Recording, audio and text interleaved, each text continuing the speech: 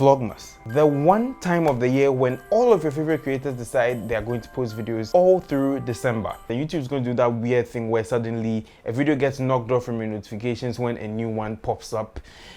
It's a weird thing. And whilst it's one of the most fun times to be a creator because your creative juices are continuously flowing, there are some downsides. Back on deck on my fly, really on my. So the one question I'm sure a lot of you have asked but have never actually gone to seek answers for is where and how did Vlogmas start? Vlogmas was actually the idea of now former YouTuber Ingrid Nilsen. And since she started this on December 1st, 2011, this is the 10-year anniversary of Vlogmas as a concept that has taken YouTube by storm. And her idea was really to make it sort of like an advent calendar thing. You see, this is the power of just a single idea. Look at what it's done for the last 10 years and made a lot of people just go nuts. But what most people don't realize is earlier in the year, about 4 months prior, she actually did start a vlogust, which is kind of what Vlogmas has become, but she was doing it in August, so it was like a daily vlog running through August. It pretty much explains itself. And the crazy thing about this is Ingrid actually did the Vlogmas on the 2 channels that she currently owns. One of the channels, which I believe was called Miss Glamerati or Glitterati, I'm sorry if I butcher the name, but it was separately dedicated to vlogs. And then there was her second channel, which eventually became her main channel, which she was using for makeup tutorials and just talking about that kind of stuff. And ever since then, Vlogmas has become one of the biggest YouTube traditions that there is. And so many creators have blown up and taken off on their channels because of Vlogmas. Casey Neistat started daily vlogging even though he wasn't doing a Vlogmas, but he daily vlogged for almost 2 years straight. And that's insane. I can't even comprehend it. And then there are the creators that have influenced my style massively as a YouTuber, like Peter McKinnon and Mattia Poya, who have also done some form of daily vlogging in the past. There have been pros, there have been cons. We'll talk about them. Back on deck on my fly, really on my. So arguably one of the biggest ways to drive channel growth is by doing a Vlogmas, because you're pumping videos out every day, and what you're doing is actually increasing your potential to meet newer subscribers as you go along, by also keeping your old subscribers engaged and sort of in the flow of things, and you know, they kind of are on the ride with you. And it's not just with the subscribers. If you're a YouTuber, you know about watch time, so your watch time might exponentially increase depending on the quality of your content. Like the quality of your content, and this is something I'll touch on much later, but the quality of your content I find is something that is very important that most people tend to neglect for whatever reason. I mean, it can't always be inshallah and vibes.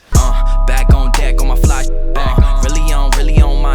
Now when you're creating videos constantly, you are bound to just get better as a creator. Like certain things just get cut down. If you are in a creative space and you are just within the flow of things, you find a certain way of doing certain things a lot simpler. Like when you're editing, you know when to use templates, you know how you want to tell your story. You just get better as a creator, sort of like you have a better idea of what you want things to look like, and if you're shooting, you know what to shoot, to edit, and you know all those crazy things about it that just make the videos work so well.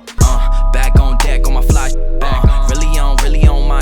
This is also one of the best times I find to build a certain sense of loyalty to your brand and to what it is that you are doing on your YouTube channel. It's very easy to lose people because of an inconsistent posting schedule, or maybe not always being there, but it's you know, this time, you know, posting consistently and all of that, you do have a semblance of, you know, okay, I'm building something here.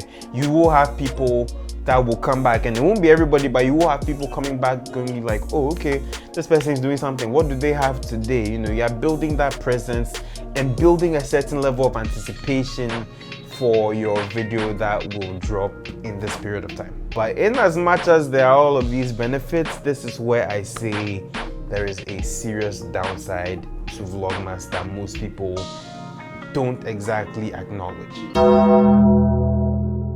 For starters, pressure. Now, I don't know how many of you have done this thing where you are daily vlogging and there's just no story, and you don't want to put anything out that you feel would be a waste of time to your audience, or you're not in that space where you're putting things out just for putting things out sake, which is what a lot of YouTubers actually kind of do. But yes, you actually kind of realize that, oh my god, I have this deadline to fulfill.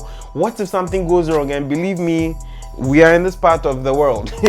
Anything can happen. I'll tell you, the lights can go off, rain, internet connection, something messed up happens. But the fact that you have a deadline to meet and you may start to get behind on it, that can pose a little bit of a problem sometimes, but you will feel pressure.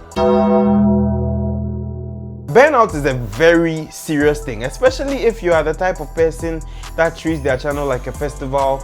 You kind of post once, you go away for 4 months, and then you come back and you're like, oh hi, hey, I'm sorry I was away, I'm back again, and you have like 16 I'm back videos on your channel. I'm not taking shots at anybody, I'm just stating facts. And most of you might have seen this. We have all seen creators that start Vlogmas and they are going head on, and then they get to like, I've seen someone crap out day 3 or something, but you see some people on average get to day 8 and then they disappear. And then maybe they'll come up about a week later or something and go like, yeah, I know this thing is a bummer, let's just go, let's just get it, you know. But it can be very, very challenging. The burnout can catch you very quickly. There are days when you just wouldn't want to film anything, especially if you're going run and gun. Yeah, it's going to be a problem for you, definitely. It's not just the possibility of you breaking down, it's rather it's the inevitability of your viewers also breaking down. You see, people are loyal, right? They can stick by you through thick and thin, but subject them to watching something for days, there's a point in time where they just might drop off if you don't give them a break. They will start doing this thing where, oh, okay, it's posted today, I'll watch later. I'll watch later or turn it to 2 days, then 3 days, then 4 days, and then they might not watch you for like 4 months, and then suddenly, randomly just remember that, oh right, I have this video to go and watch, and then they are so far behind. This is one of the things I find most people don't tend to talk about. There is every possibility in the world that there is going to be a drop in the quality of your video, especially if you are going to go run and gun style. There is every possibility that your video quality will drop, and it might be something like editing elements or just how you present. Something may be altered and it will just affect the quality of your video in general. And you know, the quality is very, very important, but most people don't hammer on it because, well, it's not something they pay too much attention to, but that is a very, very real thing. And if you pay attention to that stuff, you know it, like you just know, especially if you slack. Now, honestly, I know there is that genuine fear of missing out as a creator whenever there is a Vlogmas and you see everybody uploading, and you feel that pressure to also upload, and then you kind of start and you want to stop. You know, don't feel pressured. I mean, personally, Vlogmas just may not be for me right now. I'm not ruling out the possibility that I could do it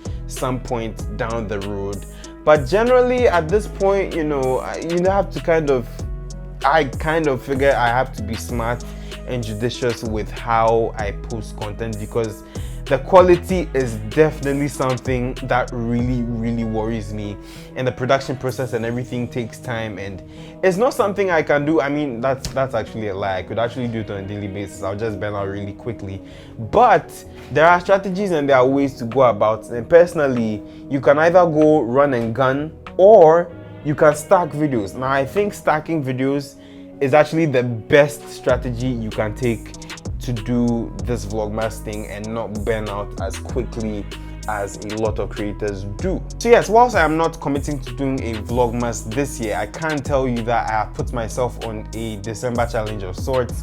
Basically, I'm trying to put out as often as possible quality content, and you know, it's going to take time. I know I kind of take my time in making my videos because, you know, I just want to get a real feel and real sense of what I'm doing, and I don't want to jump into it. It's not like before where I was so eager to put things out and I just put something out and then I watch it months later and like, oh crap, that was terrible. But no, basically I want to see how far I can go and how, you know, how often I can actually post quality content. So yeah, do expect the number of uploads to increase for me this month. But yeah, that's going to be it for me for this video. Post comments down below, let me know what you think. Do consider subscribing to the channel, I would greatly appreciate it, and I will see you in another video very soon. Take care, bye. Back on deck on my flash, really on my pay some respect to my mindset.